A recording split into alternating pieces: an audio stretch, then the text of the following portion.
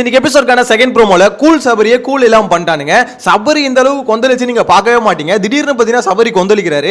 ஆக்சுவலா ரொம்ப நாளா சபரி கிட்ட எதிர்பார்த்தது இதுதான். உனக்கு ஏதாவது ஒரு பிரச்சனைனா நீ தாண்டா கத்தணும், நீ தாண்டா குரல் கொடுக்கணும் அப்படின்னு நம்ம சொல்லிக்கிட்டே இருந்தோம். ஆனா இவ்வளோ நாள் பார்த்தீங்கன்னா ஏதோ தேவ தூதர் மாதிரியே பண்ணிட்டு இருந்தாப்ல. ஃபைனலா அந்த அட்வைஸ் எல்லாத்தையும் கேட்டுட்டு அவங்க யாரோ சொன்னாங்களா ஃப்ரெண்டா யாருன்னு தெரியல. ஸோ அவங்க கொடுத்த அட்வைஸ் எல்லாம் கேட்டு ஓரளவு சபரி வந்து பார்த்தீங்கன்னா கம்பேக் கொடுக்குற மாதிரி இருக்கு. அதாவது எந்த விதத்தில் சொல்றேன்னா அவருக்கு ஒரு பிரச்சனை அப்படின்னா அங்கே வாய்ஸ் அவுட் பண்ணி தான் ஆகணும். அது யாரா இருந்தாலும் அகேன்ஸ்டா குரல் கொடுத்து தான் ஆகணும். ஓரளவுக்கு சபரி வந்து இந்த விஷயத்துல பண்ணும்போது எனக்கு தெரிஞ்சு ஓகேன்ற மாதிரி தான் இருக்கு. அரோரா தேவையில்லாத வேலை பண்றாங்க.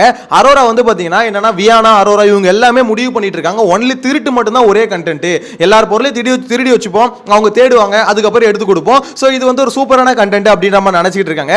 ஆக்சுவலா ஒருத்தர் பண்ணா ஓகே திருடுற வேலையை, ஆனா ஊரே திருடுற வேலையை பண்ணா யாரு எதை திருடுறானுங்க அப்படின்ற மாதிரி அவனுங்களுக்கே தெரியாது போல தொடர்ந்து திருடிக்கிட்டே இருக்கானுங்க.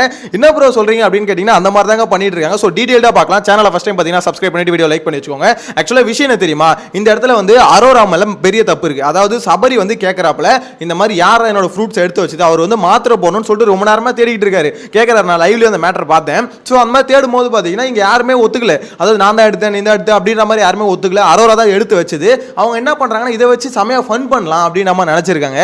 திருடி வச்சதுல என்னடா ஃபன்னு? ஓகே ஆல்ரெடி வியானா ஒரு விஷயத்தை திருடி வச்சு அங்கதான் பிரச்சனையாச்சு. திருப்பியும் பாத்தீங்கன்னா அதாவது ஃபர்ஸ்ட் ப்ரோமோக்கும் செகண்ட் ப்ரோமோக்கும் என்ன டிஃபரன்ஸ் நான் சொல்லிடுறேன். அதாவது அந்த பிரச்சனைக்கு இந்த பிரச்சனைக்கும், அந்த பிரச்சனையில அமித் பொருளை வியானா திருடினாங்க, அதுக்கப்புறம் அமித் திட்டினதுக்கு அப்புறம் வியானா அழுதாங்க.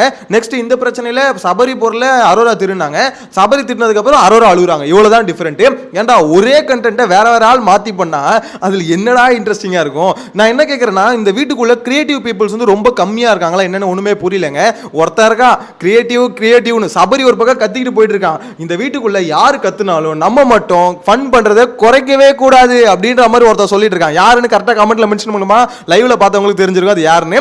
விக்கல் சீக்கிரம் தான். அதாவது ஒருத்தர் வந்து பாத்தீங்கன்னா சோறு என்னோட சோத்தை காணும் அப்படின்ற மாதிரி கதறிக்கிட்டு போறான். அவன் வந்து கத்தர் வந்து இவனா சொல்றானா, இந்த வீட்டில் யார் கத்தினாலும் நம்ம வந்து கத்தக்கூடாது, நம்ம ஒன்லி பார்த்தீங்கன்னா என்டர்டைன்மெண்ட் மட்டும் தான் பண்ணிக்கிட்டே இருக்கணும்.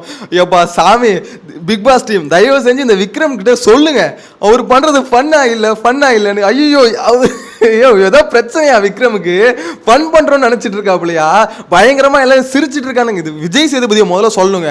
அவர் இது வரைக்கும் பாத்தீங்கன்னா விக்ரம் பண்றது ஃபன்னுன்ற மாதிரி அவர் தான் ஒருத்தரையும் என்கரேஜ் பண்ணிட்டே இருக்கு. விக்ரம் நல்லா பண்றீங்க இன்னத்தான் நல்லா பண்றாங்க. அவர் பண்றது அப்படியே பாத்தீங்கன்னா எல்லாம் ரசிச்சு வயிறு வலிக்க சிரிச்சிட்டு இருக்காங்களா, அப்படியே சிரிச்சு வயிறு வலி தாங்க முடியாம போய் மாத்திரை போற அளவுக்கு சிரிப்பு ஏத்துறாரு. இதுல வேற ஃபன் பண்றோம் வீட்டுக்குள்ள ஒரு பீத்துறாரு. இதை வந்து வீக்கெண்ட்ல வந்து பாத்தீங்கன்னா இவர் வந்து இது பண்றாரு. எனக்கு உண்மை செம கடுப்பாகுதுங்க. உண்மையிலேயே அந்த மொமெண்ட்டை பாக்குறேன். சபரி வந்து என்னோட பொருளை காணும், அதாவது பழத்தை காணும் சாப்பிட்றதுக்கு நான் ரொம்ப நேரமா கேட்டுட்டு இருக்கேன், எவன்டா எடுத்து வச்சுன்னு சொல்லிட்டு ஒருத்தர் கத்தின்னு போயிட்டு இருக்கான். இந்த இடத்துல விக்கல் சீக்கிரம் வந்து நம்ம வந்து ஃபன் மட்டும் தான் பண்ணணும். அங்க ஒருத்தனுக்கு பிரச்சனை நடக்குது, அந்த பிரச்சனையில வந்து என்ன பிரச்சனை சபரி ஓகே அப்படின்ற மாதிரி ஒண்ணு கேட்கணும். இல்ல அது கேட்கலாம் மூடிக்கிட்டு அமைதியா இருக்கணும். அதை விட்டுட்டு வாங்க ஃபன் பண்ணுவோம். அதாவது இவரு என்ன பண்றாருன்னா போன வீக் எப்படி ஸ்கோர் பண்ணாரு, நம்ம வந்து என்டர்டைன்மெண்ட் மட்டும் தான் பண்ணணும்னு சொல்லிட்டு எல்லாரும் ஏமாத்தினார்ல, வீட்டுக்குள்ள இருக்கவங்களும் ஏமாத்தினாரு, வெளியே இருக்கவங்களும் ஏமாத்தினாரு, நிறைய பேர் ஏமாந்தாங்க. ஆடியன்ஸே சொல்றேன், ஆடியன்ஸ் நிறைய பேர் என்ன நினைச்சாங்கன்னா ஓ அப்ப அந்த ரெட் டீம் வந்து பயங்கரமா ஃபன் பண்றாங்க போல அப்படின்ற மாதிரி ஏமாந்தாங்க. நான் அப்பயும் சொன்னேன் அவங்க ஃபன் பண்ண ட்ரை தான் பண்ணாங்க. விக்ரம் பண்ணது போன வாரமும் ஃபன் இல்ல.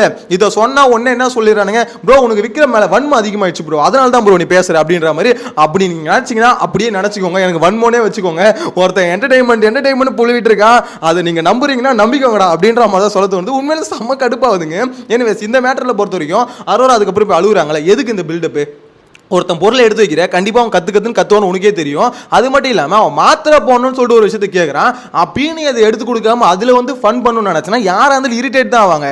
சபரியை பொறுத்த வரைக்கும் கத்தனது எல்லாமே சூப்பர் ஓகே மாஸ், ஆனா அதுக்கப்புறம் பாத்தீங்கன்னா கத்திட்டு அதை விடக்கூடாது, கொஞ்ச நேரம் அப்படியே பில்டப் கொடுக்கணும். ஏன்னா அந்த ஷோவே அதாங்க, அந்த நீ தொடர்ந்து கத்திக்கிட்டே இருக்க வேணாம், அந்த கோவம் கொஞ்ச நேரம் இருக்கணும்.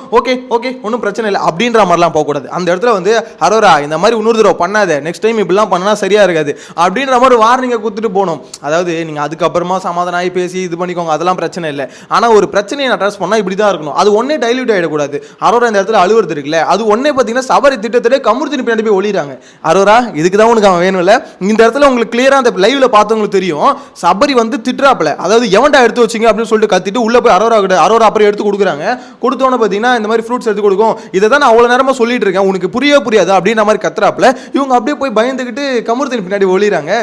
கமுர்த்தினி சட்டையில இருந்து கையெடுத்து விடுறான், ஏய் போடி அந்த பக்கம் அப்படின்ற மாதிரி. ஆனா அவங்க போய் ஒளிறாங்க. எனக்கு அங்கதான் கிளியரா புரிஞ்சுது அரோராக்கு ஏன் கமருதீன் தேவை அப்படின்றதுனால. இந்த மாதிரி ஏதாவது ஒரு பஞ்சாயத்துனா இது வரைக்கும் பாரு மலை மாடு மாதிரி ஒருத்தர், டேய் நீ முன்னாடி வா நான் பின்னாடி போய்க்கிறேன். இதேதான் பார்வதிக்கும் அதேதான். பார்வதியை பொறுத்த வரைக்கும் ஒரு அடியாளு, இவங்களை பொறுத்த வரைக்கும் ஒரு தடுக்கிறதுக்கு ஒரு பாடி கார்டு அப்படின்ற மாதிரி தான் ரெண்டு பேரும் அந்த பீஸ் யூஸ் பண்றாங்க. ஆனா அவன் என்ன பண்றான்னு யாருக்கும் புரியல. எனிவேஸ் நான் அவனுக்கு இது கமருதீனுக்கு வந்து சப்போர்ட் பண்ணல, பேசலங்க. ஏன்னா கமருதீனை நம்ப முடியல. நைட் ஒரு மாதிரி இருக்காப்ல, காலைல ஒரு மாதிரி இருக்காப்ல, மதியானம் ஒரு மாதிரி இருக்காப்ல, எப்போ எந்த மோட்ல இருக்கானே தெரியல அப்படின்ற மாதிரி தான் இருக்கு. ஆனால் என்னை பொறுத்த வரைக்கும் ஒரு விஷயம் கிளியருங்க, சபரி ரொம்ப நாள் கழிச்சு கோவப்பட்டிருக்கா. அப்படி அதுவும் ஒரு கரெக்டான காரணத்துக்கு தான் கோவப்பட்டிருக்காரு. இதை தான் நம்ம ஸ்டார்டிங்லேருந்தே சொல்லிட்டு இருந்தோம். எப்பா சபரி உனக்கும் கோவம் வரும், நீயும் மனுஷன் தானே, ரொம்ப நடிக்காதன்னு சொல்லிகிட்டே இருந்தோம். இது எதுக்கு அதை சொன்னோன்னா, இதில் ஒரு ரியாலிட்டி இருக்குல்ல. இப்போ சபரி வந்து காண்டாகி ஒரு கத்துறதுல ஒரு ரியாலிட்டி இருக்குல்ல. இந்த ரியாலிட்டி நிறைய இடத்துல மிஸ் ஆச்சு. எல்லா இடத்துலையும் பார்த்தீங்கன்னா அதே மாதிரி டக்குன்னு ஆஃப் ஆகுறது இருக்குல்ல. டக்குன்னு அந்த பழைய சபரி வந்துடுறாப்புல. ஒரு விஷயம் கோவப்படுறாரு, டக்குன்னு சபரி தோணுது போல, ஓ நம்ம ஓவர் ரியாக்ட் பண்ணுறோம், கத்துறோம், ஐயோ இல்லை நம்ம அப்படி இல்லையே, நம்ம தான் தேவதூதராச்சே, டக்குன்னு மாறுறா மோட மாத்திரா அப்படின்ற மாதிரி, கூல் சபரி கூல் அப்படின்ற மாதிரி அந்த மோடுக்கு வந்துடுறாரு. திருப்பி டக்குன்னு போயிட்டு ஓகே ஒன்றும் பிரச்சனை இல்லை அப்படின்ற மாதிரி போயிடுறாரு. ஆனால் என்ன பொறுத்தவரைக்கும் இதுவே ஒரு நல்ல இம்ப்ரூவ்மெண்ட். ஃபர்ஸ்ட் இருந்ததுக்கு கம்பேர் பண்ணும்போது சபரி கொஞ்சம் இம்ப்ரூவ் ஆயிருக்காரு. அந்த அளவுக்கு ஒரு கொந்தளிப்பு, அந்த கோவம் அதெல்லாம் வரத்தை பார்க்கும்போது கமான் வா சபரி அப்படின்ற மாதிரி தான் சொல்ல தோணுது. ஏன்னா சபரியை பொறுத்த வரைக்கும் உண்மையிலே கேரக்டர் வைஸ் நான் வந்து எப்படி சொல்றது, நம்ம குறை சொல்ற அளவுக்குலாம் சபரி கிட்ட ஒன்றும் இல்லை, ஓகேங்களா.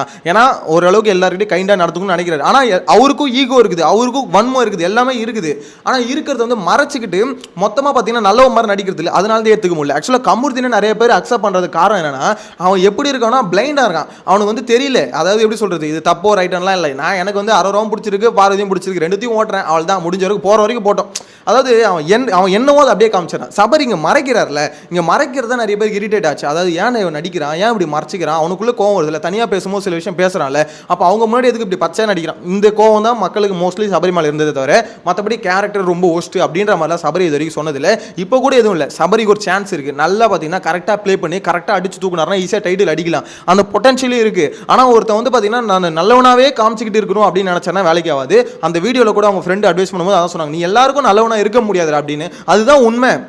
ஆரின்னு ஒருத்தர் இருந்தால சீசன் 4ல் அந்த வீட்டுக்குள்ளே இருக்க எல்லாருக்கும் கெட்டவன், ஒருத்தர் ரெண்டு பேருக்கு இல்லை, ஒட்டுமொத்த பேர் கெட்டவன். கமல் சாரே என்ன பண்ணார், வீக்கெண்ட் வந்தால் ஆரி நீங்கள் தனியாக உட்காருங்க, மிச்சம் எல்லாம் ஒன்றா உட்காருங்க, இப்போ சொல்லுங்கள் அவர் மேலே என்னென்ன புகார், லைனாக எந்திரிச்சு புகார் அடுக்கடுக்கு நடக்கும். ஏன்னா அப்படி தான் இந்த கேம் ஷோ இருக்கும். இது போட்டியாளர்கள், நீ அவங்க மேலே குறை சொல்லி தான் ஆகணும், அவங்க மேலே காண்டாகி தான் ஆவாங்க. அவங்களுக்கு நீ கெட்டவனாக தான் தெரியும், அதை மாற்றவே முடியாது. கெட்டவனாக இருந்துட்டு போ, இன்னும் ஒரு 50 நாள் தானே கெட்டவனாக இருந்துட்டு போ, அதுக்கப்புறம் வந்து நல்லவனாக இருந்துக்கோ அப்படின்றதான் இங்கே பாயிண்ட்டு. எனக்கு தெரிஞ்சு சபரி இதுக்கப்புறம் கொஞ்சம் மாறினா பெட்டராக இருக்கும். இந்த இம்ப்ரூவ்மெண்ட் கொஞ்சமாக இம்ப்ரூவ் ஆனால் பெட்டராக இருக்கும் அப்படின்ற மாதிரி தோணுது. அரோராக்கு இந்த செருப்படி தேவை தான். அதாவது இந்த திருட்டில் மட்டுமே நான் ஒரு கண்டென்ட் பண்ணுவேன் அப்படின்ற மாதிரி கங்கனை கட்டிட்டு சுற்றுறானுங்க. அந்த பொருளை நான் எடுத்து வச்சுக்கிறேன், இந்த பொருளை நான் எடுத்து வச்சுக்கிறேன் அப்படின்ற மாதிரி அவங்களுக்குன்னு இண்டிவிஜுவலாக ஒரு கேரக்டர் வந்து டிசைட் பண்ணிக்க மாட்டாங்க. என் கேரக்டர் தான், அதாவது கேமரா முன்னாடி வந்து சார் நான் இந்த மாதிரி ஒரு கேரக்டர் பண்ண போகிறேன், என்ன வந்து திருடி கேரக்டர், எல்லாரும் பொருள் திருடுறதா என்னோட கேரக்டராக இருக்க போது. சார் என்னோட கேரக்டர் வந்து பார்த்தீங்கன்னா ஒபே பண்ணாமல் இருக்கிறது, நான் வந்து பார்த்தீங்கன்னா கொஞ்சம் அடமெண்ட்டாக இருப்பேன், நான் எந்த டீச்சர் சொல்கிற எதையுமே ஒபே பண்ண மாட்டேன். ஏன்னா ஒரு ஸ்கூலில் வந்து பார்த்தீங்கன்னா எல்லா கேரக்டரும் தனித்தனியாக இருக்கும்ல, அப்படின்னு ஒரு கேரக்டர் சூஸ் பண்ணிட்டு ப்ளே பண்ணால் இன்ட்ரெஸ்டிங்காக இருக்கும். இந்த டாஸ்க் அப்படிப்பட்ட டாஸ்க், அது அவங்க தான். ஏன்னா பிக் பாஸ் தனித்தனியாக உங்களுக்குன்னு இந்த கேரக்டர் கொடுக்கும், அப்போ நீங்களே எது வேணால் சூஸ் பண்ணிக்கலாம். அப்படி ஒரு ஸ்கூலில் எல்லா கேரக்டரும் ஒருத்தர் நல்லா படிப்பான், ஒருத்தர் செம்மையாக படிக்கிறவன் இருப்பான், ஆனால் பயங்கரமாக பார்த்தீங்கன்னா மற்றவங்களை போட்டு கொடுக்குறவனா இருப்பான். ஸோ இந்த மாதிரி அதாவது நம்மளுக்கு தோன்ற ஐடியா கூட வீட்டுக்குள்ளே இருக்க அவங்களுக்கு தோணலைன்னு நினச்சாதான் எனக்கு ரொம்ப எப்படி இவங்களுக்கு எதுவுமே தோணாமல் இருக்குது. ரொம்ப மட்டமான இந்த அதாவது டாஸ்க் வந்து எப்படி சொல்கிறது, இது ஒரு மட்டமான டாஸ்க் தான் இல்லைன்னு சொல்ல, ஆனால் இந்த சீசனில் பார்க்கும்போது ரொம்ப மட்டமாக இருக்குது அப்படின்ற மாதிரி சொல்ல தோணுது. உங்களோட கருத்தை மறக்காம கமெண்ட்டில் மென்ஷன் பண்ணுங்கள். இந்த சபரி வந்து அரோரா கிட்ட கோவப்பட்டார்ல, இது சரின்னு நினைக்கிறீங்களா, இல்லை சபரி பழைய மாதிரியே கொஞ்சம் கூல் சபரியாகவே இருக்கலாம் அப்படின்ற மாதிரி தோணுது? கமெண்ட்டில் மென்ஷன் பண்ணுங்கள். நெக்ஸ்ட் வீடியோவில் மீட் பண்ணலாம். Bye by.